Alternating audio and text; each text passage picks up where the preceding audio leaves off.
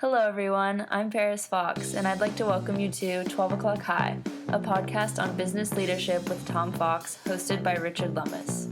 What makes a great leader? Is it genetic, or can you learn leadership skills? Join Tom Fox and Richard Lummis in this podcast, where they consider leadership from a wide variety of perspectives: academic, behavioral science, history, popular culture, the movies, and much more. You'll learn about specific tactics and strategies that you can bring to your own leadership toolkit. 12 O'Clock High is a production of the Compliance Podcast Network. Hello, everyone. This is Tom Fox back again for another episode, and today I have with me Alyson Van Hooser. Alyson, first of all, thank you for taking the time to visit with me today. Yeah, I'm excited to be here with you again, Tom. Thank you. Alyson, we are actually recording live in Houston, Texas. What are you in Houston for today? I'm in Houston for the National Speakers Association Winter Conference, where we're talking all about sales. How do we get to know our clients better? How do we get to understand their needs better so that we can help them fix their problems? Alyson, one of the things that has struck me about the presentations have been that you need to think of sales in terms of service. Mm-hmm. How can you serve your customer? What need can you bring to them? How can you be a partner with them solving problems into the future? You have your own podcast, Stake, a podcast on leadership, and you talk about leadership from a perspective that I certainly don't have, and that is millennials, Gen Zs, and Gen Xers. And I wanted to ask you about an article you wrote, Generation Z Perspectives Leaders Need to Know. If I could ask, why did you write this article? Well, I have to say that I've written in the past year several articles, 20, 30 articles, and that's probably one of my favorites. I reread it again in preparation for this podcast, and I just realized then and there that the information in this article is so good. I wrote that mostly because I had just delivered a keynote for a group of compliance leaders, and the three perspectives I share in that blog were the ones that once the keynote finished, people were rushing up to me and saying, I had not thought of that, or I did not realize that, or I'm going to go implement this because you said that. And I thought, I've got to get that out there for more people to be able to hear, to know, to be able to serve their Gen Z people better. So that conference you went to, I'm familiar with. It was the Ethics and Compliance Initiative, or ECI, and it is largely compliance professionals, but it's other business professionals as well. Who is your target audience? My target audience specifically for this article is people who are leading Generation Z. But now when we think about that, that was for compliance leaders. But Gen Z doesn't only exist in the compliance world. It's in the front line of your banks. It's in the front line of the insurance industry. It's in retail. Gen Z are people who are 24 years and younger. They've arrived. They're in the workforce. And when it comes to leading them, that's all about relationships. So my target market are those people who want to level up their leadership for the next 10 years. So if you are someone who's concerned with being relevant, not simply just existing, but being more successful going forward, you're in my target market. So what is the difference in Gen Z leadership and leadership from my generation, which is the baby boomer generation? So there's two ways to look at that. You can look at that as how does Gen Z want to be led as they enter the workforce. But when people are 24 years old, when I was 24 years old, I was entering leadership roles. So I was now supervising people who were my age or who were 10, 20, 30, 40 years older than me. Right. So the biggest difference for me is that if you're looking at it from the perspective of a Gen Z leader, Gen Z leaders are going to be the ones who set the stage for future business. There was a recent study that came out that said 60% of the jobs that will exist in 2025 do not exist yet. So it is going to be those Gen Z leaders who make businesses relevant 5 to 7 years from now. It's going to be those people who are opening doors for new processes in companies, and it's those Gen Z leaders that people need to be listening to no matter what age you are. Now, boomers, they're just in a different stage of life. Do they still add value? Absolutely. They have knowledge and experience that cannot be bought anywhere else, that cannot be found in a 24-year-old manager and a 24-year-old leader. So they're going to be managing differently because they're on the tail end of their career. They're probably still wanting to make an impact, but things that they've known are changing. They may no longer be relevant. So they're going to lead people differently than that Gen Z who is forging ahead for being current in the next 20, 30, 40 years. One of the things you wrote in the article that really intrigued me was that leaders need to learn from stories from the people and not only statistics. What did you mean by that, and how can a leader learn from a story as opposed to a metric or a statistic? Yeah, so this is probably the biggest message that I'm trying to get out to leaders. What I see from my own leadership experience is that we go to conferences even like this, and we are in meetings, and we read articles of all the research that is telling us about the people in our workforce and how to lead them. But the expert on how to lead your people is your people. Now, I tell this story, I won't tell the whole thing now, but millennials have been dubbed the entitled generation. People think of them that way. They think that millennials come into the workforce and think that they could be CEO day one and that they deserve that, and they deserve a $100,000 salary when all they have is a 4-year degree and experience running a YouTube channel. Now, for me, I'm a millennial. I'm 31 years old. I've worked since I was 14. My mother left me whenever I was a little girl, and my dad left whenever I was 13. And I put myself through high school and through college and married and have kids now. I understand that I've got to work for everything I want. So I was not a millennial coming into the workforce and wanting a leadership position because I thought I deserved it or because I thought I was entitled to that.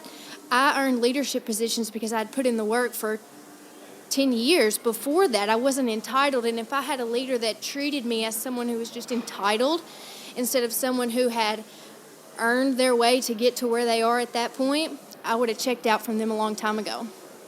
So when it comes to leading your people, you have to know the stories, not just the statistics about them, if you want to be able to lead them to higher performance in your organization. So how does the style of Gen X parenting differ from that of, Gen Z parenting different from that from Gen Xers or certainly even boomers, and why is that important for a business leader in 2020? Parenting is so critical to business.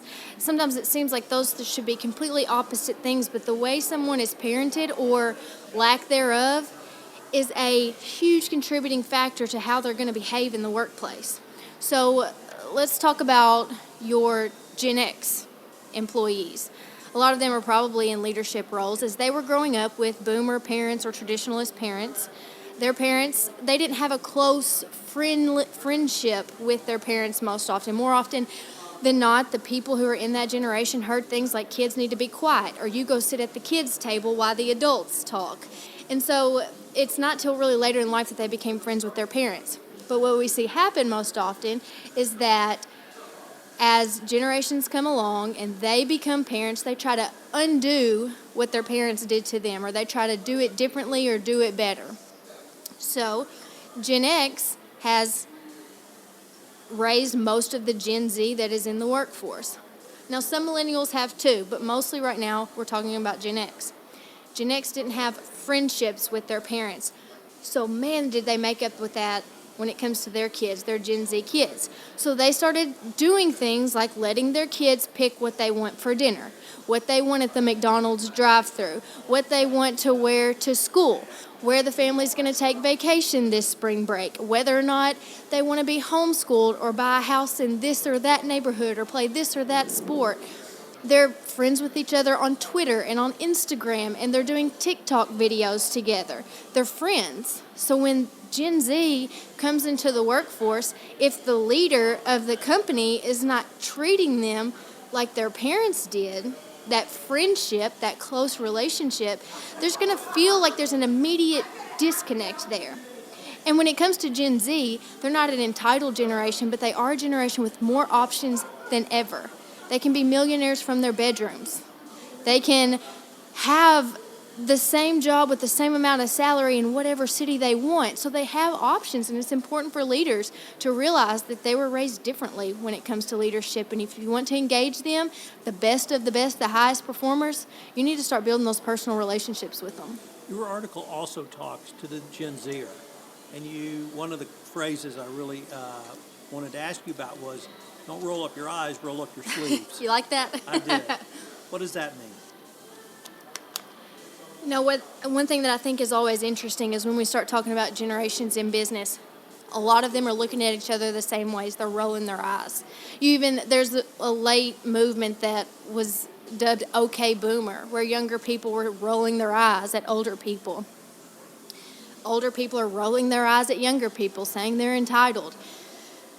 What I have to say to that is you can roll up your eyes, but you better roll up your sleeves. You need to get to work, because whether you like it or not, we are going to work together. Whether we're working side by side, whether that relationship is top down or from the bottom up, we all are going to have to work together. And if you want to be successful, then you need to really stop rolling your eyes and start building relationships. One of the key components of any leadership position is communication. Mm-hmm. And why is connecting so quickly important in any type of communication now? Really goes back to what we just spoke about people have options. There's just a lot of places people can go, and people want to work with people they like, people they trust, and if they don't find it with you, then they're going to go find it from someone else, especially your high performers. They have options, and I think about this. I didn't talk about this in the article, but let's say your Gen Z people have applied for a bunch of jobs and you've just hired them into your company. So they've been on their computer for the past 3 months typing in a certain job title. What's going to happen is for the next several months, they're going to start seeing those jobs that are opening up continue to pop up on their LinkedIn, continue to pop up in their email inbox. And so while you as their leader are getting to know them in those first 30, 60, 90 days, if you're not checking the boxes and building that relationship and solidifying that, they have options literally being pushed in front of their face, in their phone, daily. It's so important that you build that connection fast because they have options. Why are you so passionate about leadership? I love leadership because leadership is the way to transform not only business but lives.